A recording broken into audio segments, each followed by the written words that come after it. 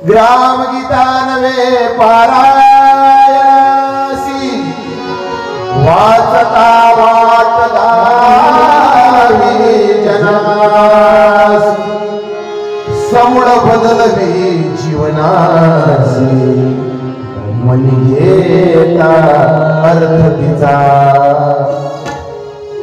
वाचल्यानंतर काय म्हणणं आहे ग्रामगीताचं हे जर तुम्ही मी समजून घेतलं तुमचा माझा पेपर सुंदर होईल। या ठिकाणी यादी या गावात 100 ग्रामगीता आलेल्या आहेत। ॲडव्होकेट वंदनजी कोहाळे साहेबांच्या माध्यमातून 100 ग्रामगीता या गावाला दिलेल्या आहेत।